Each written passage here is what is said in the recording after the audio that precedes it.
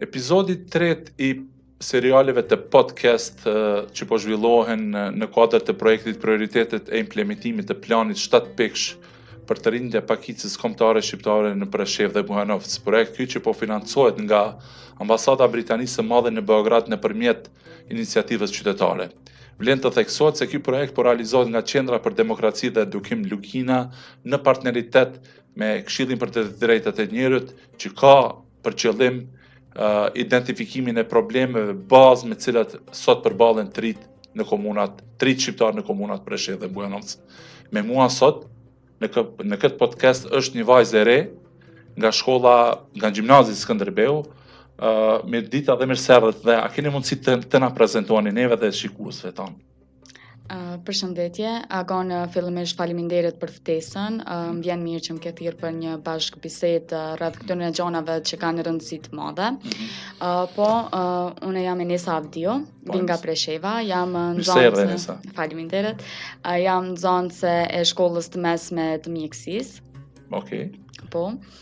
Do më thonë jam përfundim të vitit 4. Maturante, po. A planifikoni me studio Enesa? Po, planifikimet janë me vazhdu shkollimin patjetër, mirë po... Ke drejtim si mjekësi apo diçka tjetër? E kam dhe aktrimin si opsion të dytë, por tash e shoh se sipas kushteve tona në Preshevë dhe sipas mundësive, kam bet me vendos. Enesa, sa është e vështirë sot me qenë maturante në Preshevë? Është e vështirë për juve si një vajzë e re e Preshevës me problemet të cilat ballafaqohen, ka një numër të madh të problemeve. A mund të na përshkruani me pak fjalë ju dhe shoqëria ju sot me çfarë ballafaqoheni? Me edhe shumë e vështirë nuk mund të thonë që është, po përballem me disa probleme, po si maturante, ndoshta ai motivi vet si maturant nuk më le që të merrem shumë me probleme, mirë po disa nga problemet tek ne janë si... A keni libra në shkollë? Po, kemi libra, më shumë merremi me shënime të lëndëve të ndryshme. Diktim, po. Gjithashtu probleme tjetër nuk është që hasemi, kushtet nuk janë edhe shumë të mira, mirë po me ato kushte që kemi, profesorët tanë mundohen maksimum që të na japin diturinë e duhur. Përveç arsimit, përveç ndjekjes, përveç shkollës, a keni edhe aktivitete tjera? Po, aktivitete tjera kemi. Është organizata e Zyrës për të rinj. Aty kemi aktivitete të ndryshme, është edhe livrite. Ju jeni edhe, do të thotë, edhe aktiviste shoqërisë civile, apo? Po. Ashtu mund të quhet? Po. Konkretisht me çfarë merreni? Konkretisht e kam shkollën, mirë po këto aktivitete janë në kohën e lirë. Do të thotë angazhoni gjatë kohës lirë? A merreni edhe me sport? Sa është sporti zhvillum për një femër shqiptare në Preshevë? Nëse e ki dëshirën vet, kemi sportin të cilin është klubi i futbollit për femna.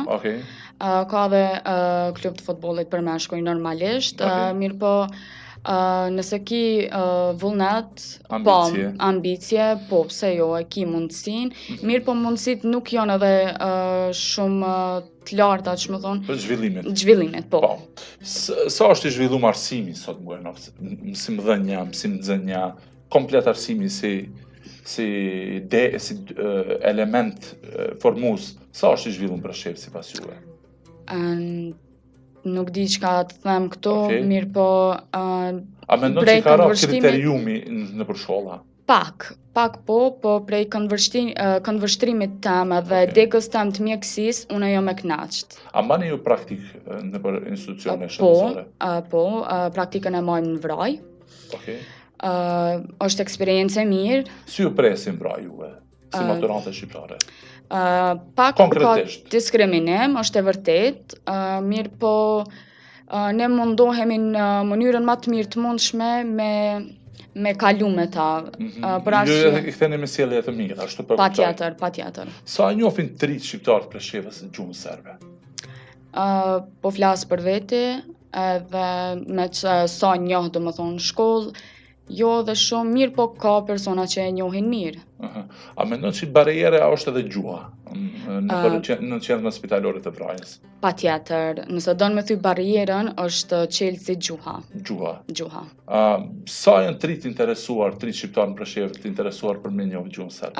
Nuk ka interes. Pse është ky mos interesim?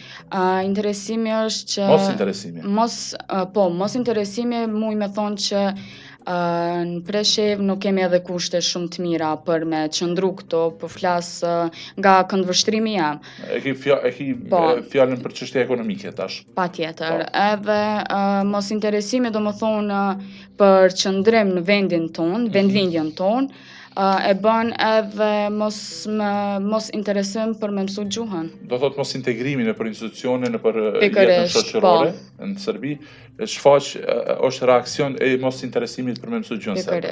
Ti kthehemi edhe në studimeve. Sa prej klasës ju keni njohuri që do të studiojnë? Muj me thonë që një pjesë e klasës, një pjesë e madhe e klasës kam edhe unë dëshirë që të shkoj të studioj jashtë vendit. Ku ashtu konkretisht? Në Kosovë. Në Kosovë, kemi edhe Tetovën. Tiranën, patjetër. A mendoni që Prishtina është alternativa e parë për trit shqiptar në Preshevë dhe Bujanovë për studime? Po, nëse jepën mundësitë, po. E ki fjallën për mundësitë të regjistrimit apo mundësitë ekonomike? Të regjistrimit. Të regjistrimit. Me qenë se është shumë vështirë të regjistrohet në mjekësi. Po. Në Prishtinë. Sa është e vështirë të kthehet tani njëri, hipotetikisht, nga Prishtina kur të përfundojnë fakultetin e mjekësisë? Duke e parë këtë trend i cili po vazhdon. Po, kjo bën të vështirë për arsye të mos njohjes diplomave. Një shumë persona që kanë diplomu dhe kanë bëu master, të gjitha specializimin, do më thonë kanë kryer të gjitha, mirë po mos njohja diplomave i bën që me migru nga vendlindja atyre. A mendon që thatë edhe vetë se dashta bashkë dal. A mendon që mos njohja diplomave është shkaktari kryesor në migrimin e trive? Po, shkaktar. Apo diskriminimi është rezultat migrimi edhe mosnjohja e diplomave është rezultat i diskriminimit? Muj me thonë që mosnjohja e diplomave është e para. Diskriminimi është si shtyrje e personit për migrim. Cilat janë probleme tjera sot që ballafaqohen mashtëtarët e tu? Përveç mosnjohja e diplomave, edhe pse ju ende nuk studioni, mundësitë për arsimim të mirë fillt, a është një barrierë? Po jo dhe shumë. Edhe shumë. Po. Ekziston një plan 7 pikësh, i cili është aprovuar është hartuar nga partitë politike shqiptare, ndërsa është aprovuar nga qeveria e Serbisë. A keni njohuri për atë plan? Po, i kam disa njohuri sipërfaqësore për 7 pikëshin. Sa njohuri që i kam unë aty folin për të drejtat e njeriut. Po aty është edhe njohja e diplomave, si parakusht. Në atë 7 pikësh ajo është aprovu, mirë po nuk është realizu. Edhe sa i përket do më thonë popullatës tonë, nuk ka njohuri shumë të mdhaja rreth 7 pikëshit. Mirë po 7 pikëshit do më thonë për me dhonë informacionet e populli me të planit 7 pikësh, kryesor, dhe më thonë për mbështetjen e kësaj, duhet më konë trupi koordinues. E ki fjallën për dhënien e informacioneve, në implementim. Po. A ki edhe diçka me shtu? Faleminderit. Faleminderit shumë për kohën, ishte kënaqësi. Faleminderit edhe juve. Faleminderit shumë.